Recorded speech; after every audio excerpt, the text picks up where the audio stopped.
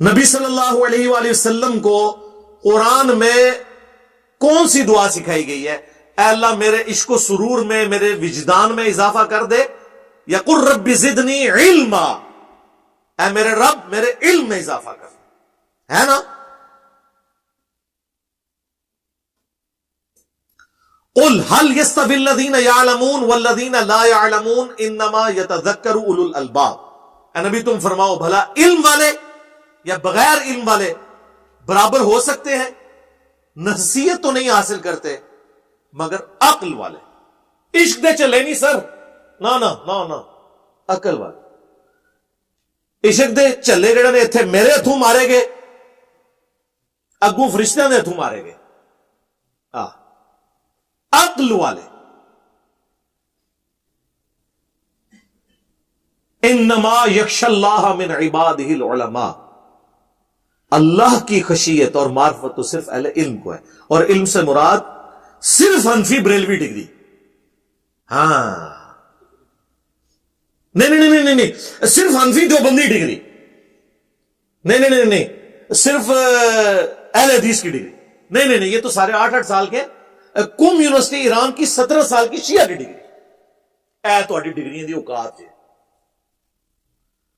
ایک ان پڑھ بھی بریلوی دیوبندیوں کے بڑے عالم دین کو کہے گا وہ تو ہے ہی گمراہ، تو مراد یہ ہے کہ اس سے بڑا وہ عالم ہے، اور ایک عام ان پڑھ دیوبندی بریلویوں کے علماء کو کہے گا یہ تو ہے ہی گمراہ۔ اس کا مطلب ہے کہ دیوبندیوں کا عام ان پڑھ بندہ بریلویوں کے علماء سے بڑا عالم، اے ڈگری دی اوقات سے رکھو انہوں اپنے کول۔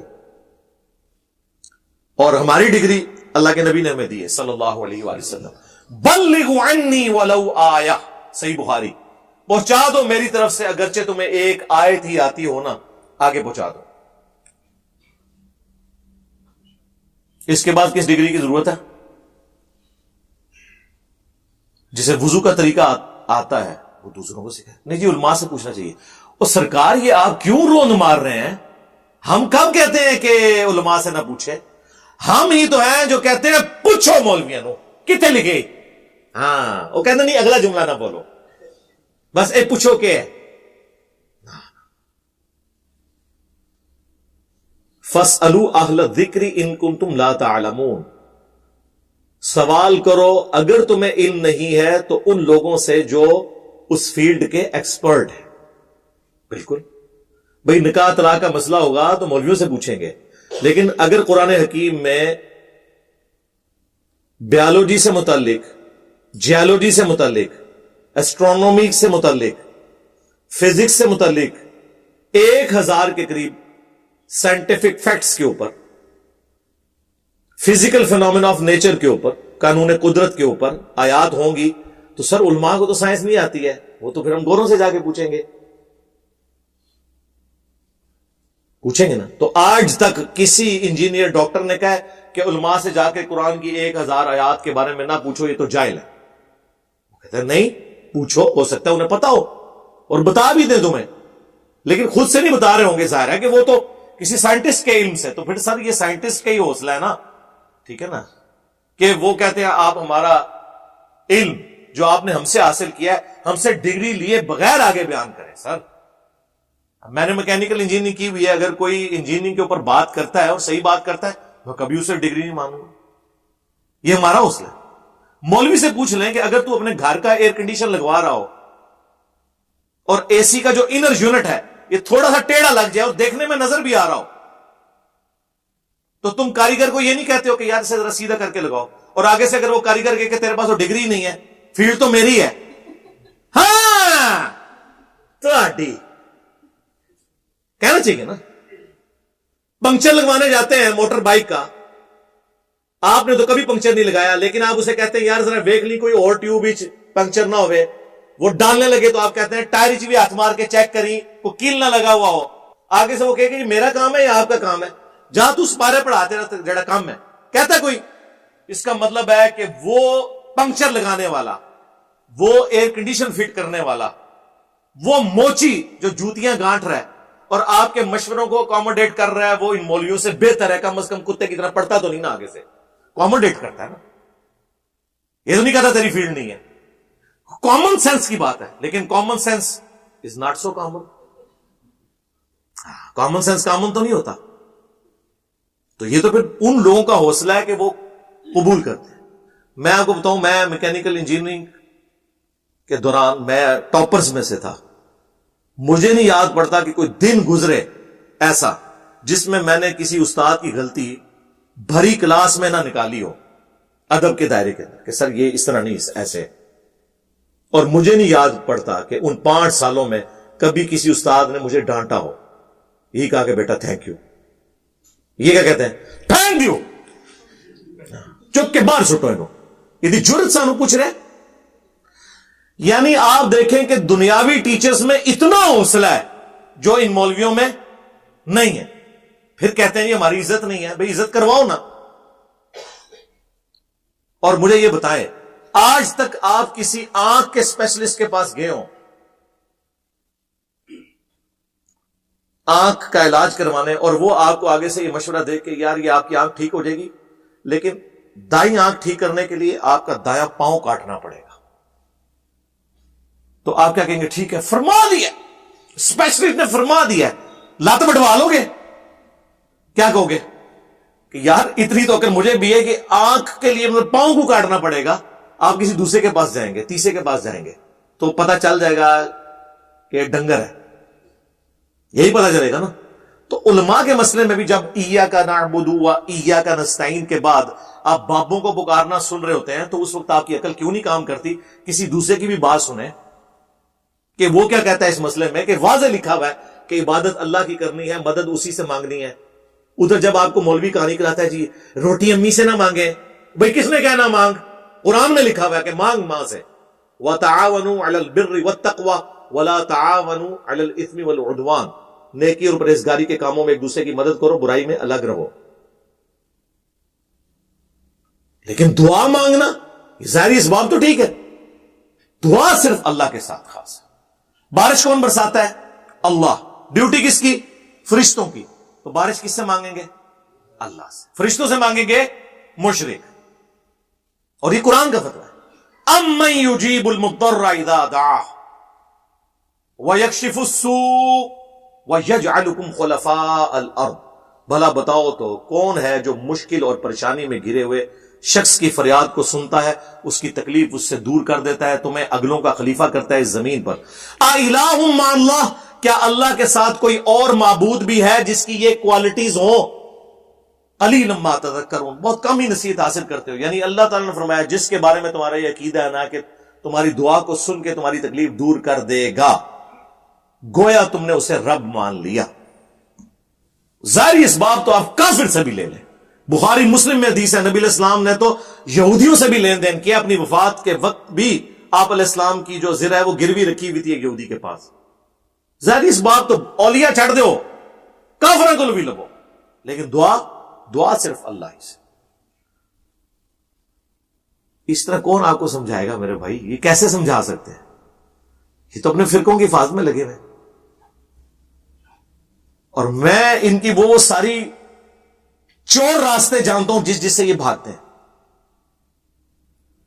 دوسری طرف صحیح بخاری میں آپ حدیث دیکھیں، شیطان نے انسانی شکل میں آ کے حضرت ابو ہریرہ کو آیت الکرسی کا وظیفہ دیا. لمبی حدیث ہے. نبی علیہ السلام نے بعد میں بتایا کہ یہ 3 دنوں سے جو مہمان آ رہا تھا نا وہ شیطان تھا، لیکن اس نے یہ بات سچی کی تم سے کہ جو رات کو آیت الکرسی پڑھ کر سو جائے صبح تک ایک فرشتہ اللہ کی طرف سے حفاظت پہ مامور ہوتا ہے. جھوٹا تھا، بات سچی کی. تو ہمارے پیغمبر صلی اللہ علیہ وآلہ وسلم کی یہ تعلیمات ہے کہ شیطان بھی اگر بات سچی کرے تو اس کی تصدیق کرو، سوائے انجینئر صاحب کے. یہ بریکٹ میں تو بات کہاں سے شروع ہوئی تھی؟ ان کی ڈگریوں کی آپ حالت دیکھ لیں، جو جس قسم کا یہ علم بیان کر رہے ہیں اور جس قسم کی یہ باتیں آگے کرتے ہیں. علمی دلائل میں بات کرو. اگر کوئی پرائمری اسکول کا بچہ آ کے آپ کو یہ کہے کہ مولانا سورۃ البقرہ کی آیت نمبر 279 میں لکھا ہوا ہے کہ سود کھانے والے سے اللہ اور اس کے رسول کی جنگ ہے، عز و جل و صلی اللہ علیہ وسلم. آگے سے مولانا یہ جواب دے گا بیٹا آپ پاس ڈگری ہے تو چونکہ آپ پاس ڈگری نہیں ہے لہذا میں نے قرآن کی آیت بھی نہیں ماننی. اگر یہ بات کوئی مولانا کرے تو اس کا کیا مطلب ہے؟ وہ کافر ہو گیا قرآن کی آیت نہ مان کے. اسے چاہیے کہ وہ 279 پڑھ لے, اگر لکھا ہے تو مان لے. بٹ کی سپیلنگ BAT بٹ ہے, BUT بٹ ہے, اور BUT بٹ اور PUT پٹ نہیں ہوتا, PUT پٹ کیوں ہوتا ہے؟ یہ آکسفورڈ کی ڈکشنری بتاتی ہے یا کوئی انگلش کا مولانا بتاتا ہے؟ اور آج تک کوئی انگلش کا مولانا نہیں جو اختلاف کر جائے اس بات کے ساتھ. اس کی جرت نہیں کہ اپنی کتابوں کے ساتھ غداری کرے. لیکن قرآن و سنت کے ساتھ غداری کون کرتا ہے؟ ہمارے علماء. ممبر پہ چڑھ کے جو مولوی آپ کو یہ کہے کہ قرآن و حدیث ڈائریکٹ نہ پڑھنا گمراہ ہو جاؤ گے. اتنی غداری کبھی کسی ریلیجن کے ماننے والوں نے اپنے دین کے ساتھ کی ہے؟ اگر آپ کے علم میں ہے تو مجھے بتا دیں. یہی لوگ غداری کرتے ہیں. فلانا ڈگری لے کے آئے گا. اور ڈگریوں کی کیا اوقات ہے؟ تم ایک دوسرے کی ڈگریوں کو نہیں مانتے ہو, ایک دوسرے کا ایمان نہیں مانتے ہو, اسلام نہیں مانتے ہو. عرض کرتے پھر 1905 میں احمد بریلوی صاحب نے حسام الحرمین لکھی, اس کا نام رکھا حرمین کی تلوار, اور اس میں انہوں نے 5 علماء کو, جن میں سے ایک غلام احمد قادیانی دجال تھا, اور 4 علماء دیوبند کو کافر ڈکلیئر کیا, اور اینڈ پہ لکھا ان کے کفر میں شک کرنے والا بھی کافر ہے. یعنی سارے دیوبندیوں کو انہوں نے کافر ڈکلیئر کیا. اس کے جواب میں 1906 میں المحند علی المفند لکھتے ہیں, وہ بھی اپنا روح راضی کر دینے, ہند کی تلوار ایک سٹھائے ہوئے پاگل بابے احمد بریلوی پر. یہ کتاب کا نام ہے. اشرف تھانوی کے سائن ہے اس کتاب پہ. اور ہمارے تقی عثمانی صاحب کہتے ہیں جی اللہ نے ہمارے کافرین کو ایسا بنایا تھا. سر ایسا بنایا تھا کہ وہ مفند کہتے تھے اپنے مخالفین کو. اللہ نے ہمارے کافرین کو ایسا بنایا تھا. ہمارے حضرت حکیم الامت مولانا تھانوی رحمۃ اللہ علیہ کے سامنے ایک شخص نے کہا کہ جی احمد رضا بریلوی نے تو یہ بات لکھی ہے, اس طرح کہہ دیا. آپ جانتے ہیں کہ مولانا احمد رضا خان بریلوی جو ہیں انہوں نے ہمارے اکابر کے خلاف کفر کے فتوے دیے, تو حضرت نے ڈانٹا ہوں کہ تم ایسے نام کیوں لے رہے ہو بغیر کسی تعظیمی لقب. مولوی کہتے, مولانا کہتے, مولانا احمد رضا خان بریلوی کہتے, تم نے صرف احمد رضا خان بریلوی کیوں کہا؟ یعنی گویا اس کو بھی ان کی توہین سمجھا اور ٹوکا کہ ٹھیک ہے تمہارے خلاف دوسرے مسلک کے آدمی ہیں, ہمارے اوپر فتوے بھی لگائے, لیکن ہم اپنی زبان کو گندا نہیں کریں گے, ہم اپنی زبان سے ان کی توہین نہیں کریں گے. تو اللہ تبارک و تعالیٰ نے ہمارے اکابر کو ایسا بنایا کہ اپنی زبان کو ہمیشہ دائرے میں. منو پتہ ہے کس طرح بنایا سی اللہ نے صحیح بنایا سی, بعد شیطان نے انہوں نے ورگلاتا سی. پیدائشی طور تے ٹھیک سن. اور اشرف تھانوی صاحب کے سائن ہے, اور تقی عثمانی صاحب کے ابا جی کے بھی سائن ہے, ان کے بھی سائن ہے. بعد میں بھی اس میں نا وہ تقریر ہر دفعہ ایڈ ہوتی رہتی ہے, وہ جو مولوی آتا ہے نا وہ بھی اپنا ڈالتا جاتا ہے کہ ہم اس کو مانتے ہیں المحند علی المفند کو.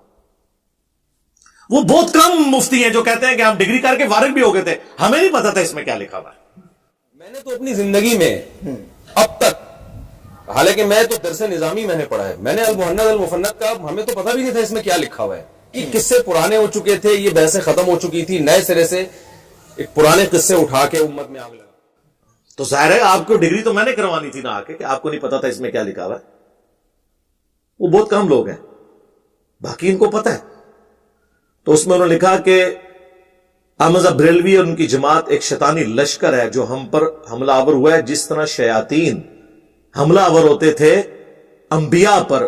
علماء دیوبند رضی اللہ عنہم کہا, ان پر یہ بریلوی ہوئے ہیں حملہ آور.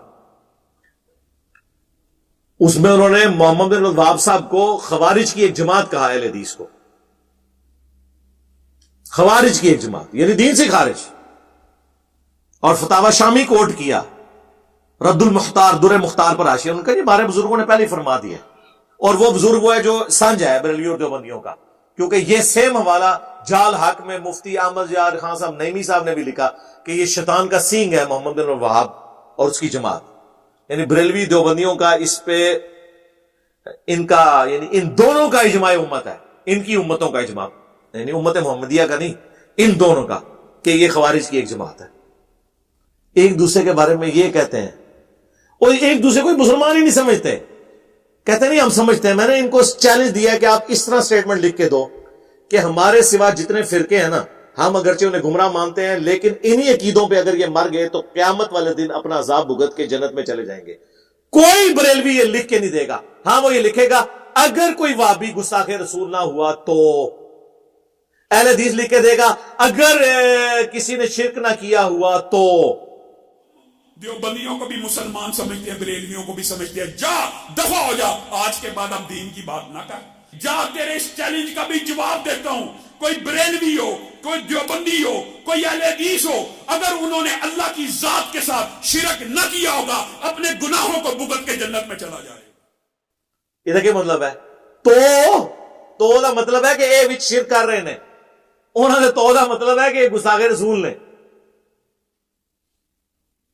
یہ ان لوگوں کا حال ہے, یہ ان کی ڈگریوں کا حال ہے.